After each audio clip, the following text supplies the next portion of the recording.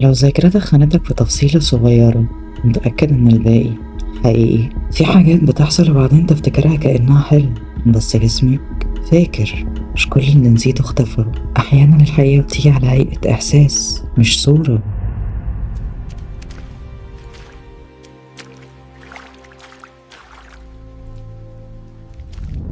فضل شاب في أوائل العشرينات، من وهو صغير وهو واقف جنب أبوه في محل العطارة القديم. المحل ريحته أعشاب، بخور، وحاجات محدش بيسأل بتتجاب منين.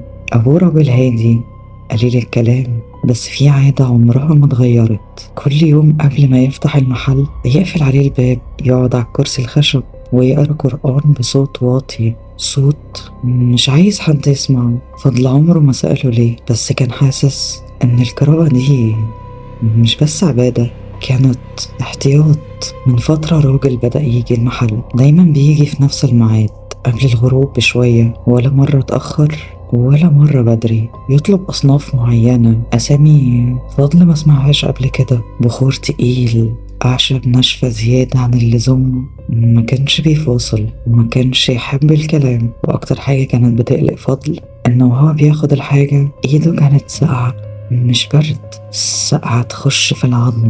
وعينه ما كانتش بتركز على وش حد، كانت بتتحرك كأنها شايفة حاجات محدش غيره شايفها.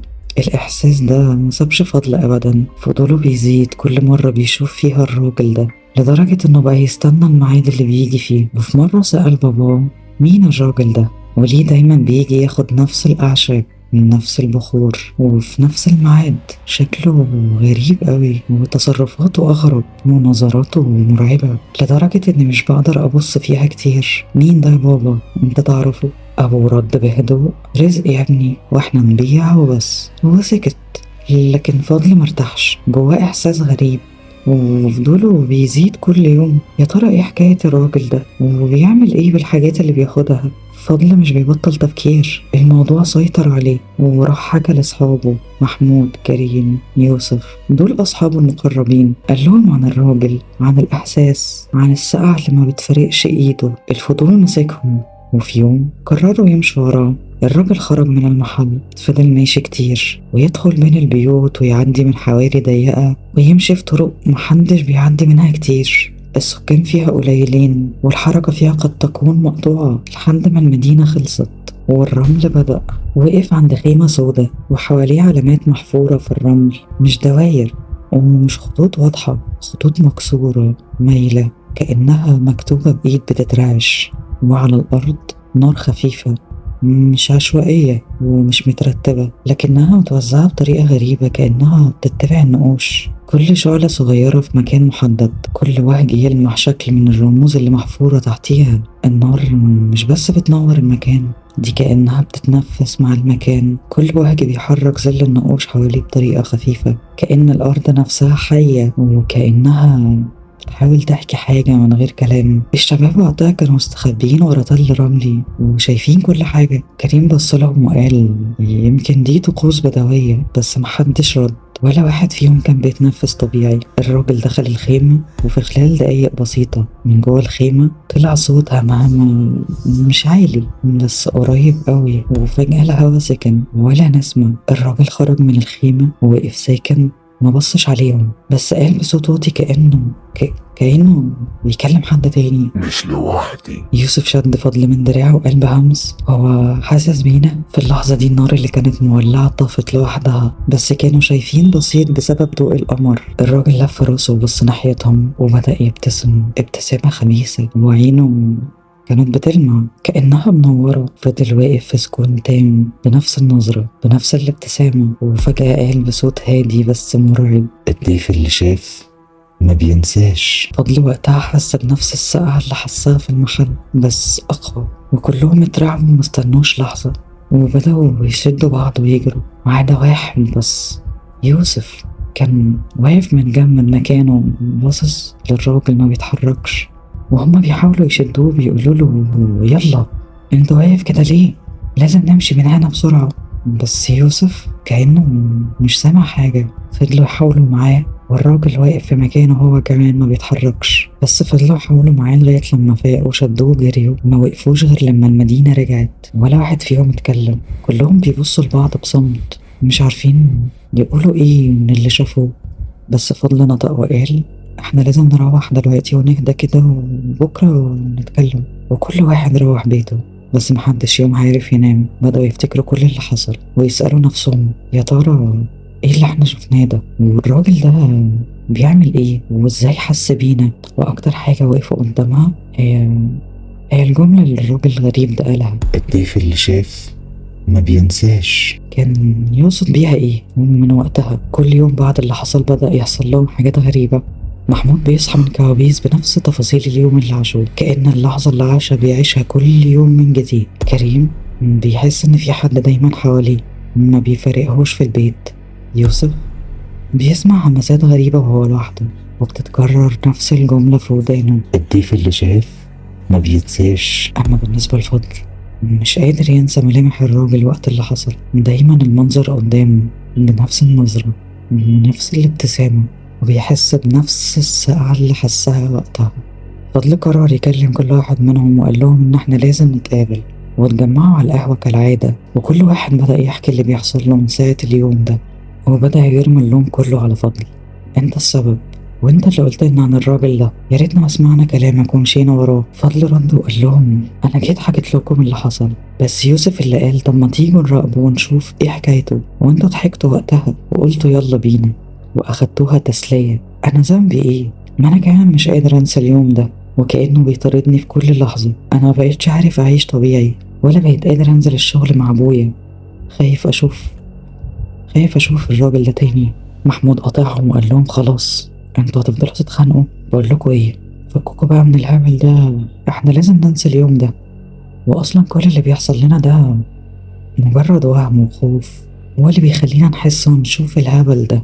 كريم رد وقال محمود معاه حق.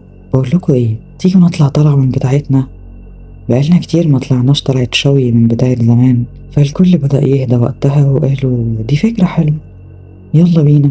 واتفقوا على اليوم وظبطوا كل حاجة. وبعدها بكام يوم فعلا جهزوا حاجتهم وأدوات الشوي واللحوم والمشروبات وراحوا مكان في الصحراء. كانوا بيطلعوا ويقضوا فيه يوم من وقت للتاني.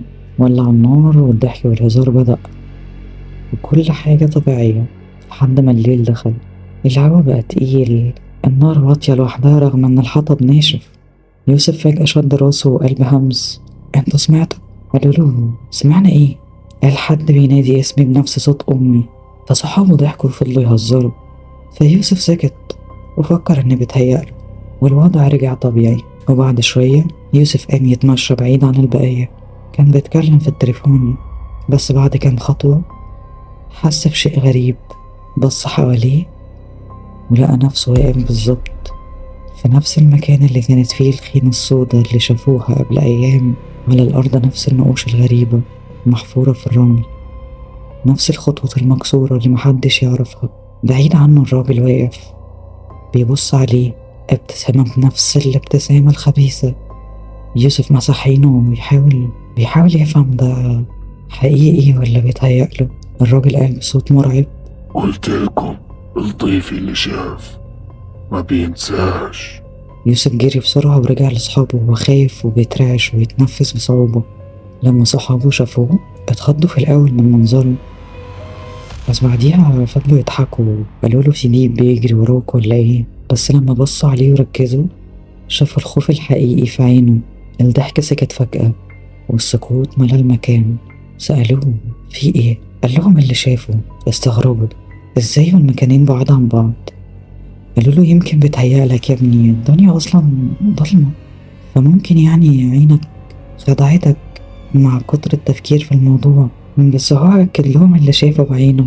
فقاموا مشيوا معاه وكانوا متأكدين إنهم مش هيلاقوا حاجة، بس اتصدموا لما لقوا فعلا كل حاجة موجودة زي ما حكى لهم. والراجل واقف في مكانه لسه وباصص عليهم ومتحركش خطوة. بدأوا يمشوا ناحية النقوش اللي على الأرض بهدوء وهم مرعوبين. وفجأة النار اللي كانت حوالين النقوش ولعت لوحدها، وبدأ الراجل الغريب يتكلم بصوت واطي، بس صوت كان تقيل مش صوت بشر طبيعي. كأنه بيتمتم بكلمات غريبة وقال: دلوقتي جه وقت الحساب، وجه الوقت اللي تدفعوا فيه تمن فضولكم. الهواء اتجمد حواليهم، وبدأ يظهر خيالات سودة، وبدأت تتحرك ببطء حواليهم. وفي خلال لحظات الخيالات السودة المرعبة دي حوطتهم في دايرة مظلمة، وعيونهم كلها بصة للراجل الغريب ده، وكأنهم مستنيين منه إشارة عشان يتحركوا. فضل حس وقتها بحرقان جامد في إيده، رفع كم الجاكيت ولقى الوحمة اللي في إيده بتطلع نور خافت وبيتهز كأنها حية. الظلال وقتها بدأت تصدر أصوات غريبة، همسات، صرخات مكتومة، زي كأن في حاجة بتحاول تأذيهم.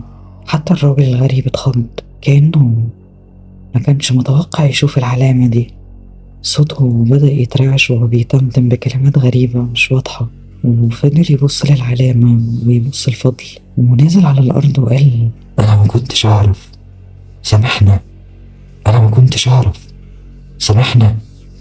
إحنا مش قدك، سامحنا. إحنا مش قدك، سامحنا. بس لقى إن فضل واقف مستغرب ومش فاهم حاجة، وبيقول له: أنت بتقول إيه؟ أنا مش فاهم حاجة. أنت عايز مننا إيه؟ سيبنا نمشي وإحنا مش هنفكر نكرر ده تاني، وهنبعد عنك نهائي وعمرك ما هتشوفنا تاني. فالراجل وقتها فهم إن فضل ما يعرفش إيه اللي في إيده ده، وقام بهدوء وسأله وهو بيترعش وخايف: هو هو إيه اللي في إيدك ده؟ فضل بص على إيده وبصله وقال له هو مش فاهم، وقلبه بيدق جامد وخايف من اللي بيحصل. دي وحمة مولود بيها.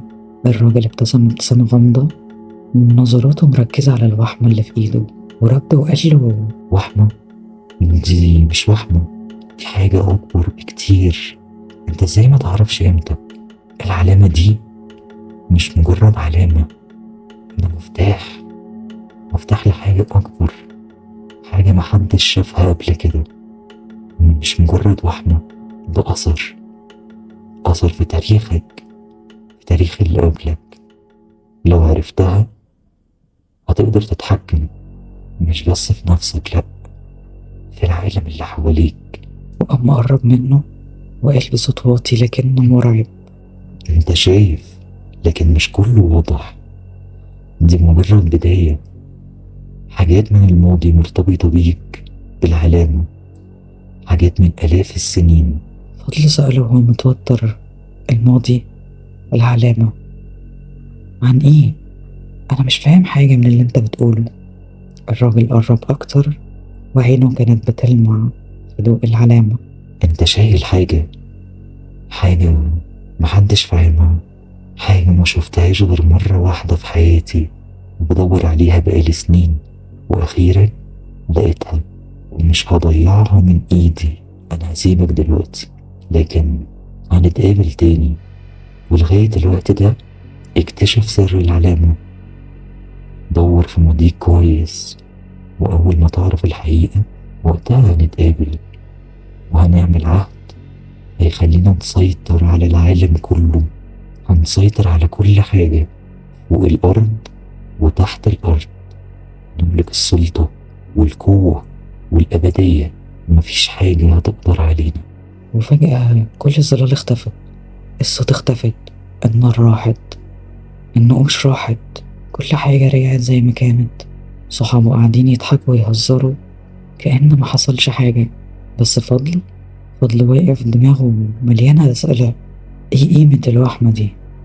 ايه اللي الراجل الغريب ده قاله؟ وايه قصة الوحمة دي؟ وليه كان خايف قوي كده لما شافها؟ وقوة ايه وماضي ايه؟ معقول ابويا يعرف حاجة عن الموضوع ده؟ وبص لأصحابه وقال لهم: انتوا فاكرين الراجل اللي كان بيحضر طقوس غريبة ده اللي احنا راقبناه؟ ضحكوا وقالوا له: راجل مين وطقوس ايه وراقبنا مين؟ انت شارب حاجة يا ابني ولا بتحلم ولا جو الصحراء أثر عليك؟ وفضلوا يضحكوا. وقتها فضل ما كانش فاهم حاجة، هو بيتهيأله كل اللي بيحصل ده ولا الراجل الغريب ده مسح كل حاجة من دماغهم. وبص للعلامة اللي في ايده، لقاها كأنها بتنبض بضوء خفيف جدا، وحس ان لأ، في حاجة، أنا مش بتوهم ولا بيتهيألي، في حاجة غريبة، لازم اكتشفها. رجع البيت وبص على الوحمة اللي في ايده، كل ضوءها، كل احساس الحرقان، كل الخيال اللي حسه قبل كده كان جمعه في دماغه، وفضل يفكر. وتاني يوم نزل المحل مع ابوه، بس كان سرحان وعمال يفكر، كل شوية يبص على ايده ويسرح. فابوه خد باله وسأله، قال له في ايه مالك؟ سرحان من ساعة ما جيت ومش على بعضك، وعمال تبص لإيدك كل شوية. فقام باصص لباباه وسأله، هي ايه قصة الوحمة دي؟ ليه كل مرة ببص عليها بحس بحاجة غريبة؟ أبوه اتوتر ورد، حاجة غريبة يا ابني؟ دي مجرد وحمة. ليه بتسأل دلوقتي؟ انت أول مرة تسأل عنها. فضل حس إن في حاجة مش طبيعية، حاجة مستخبية عنه.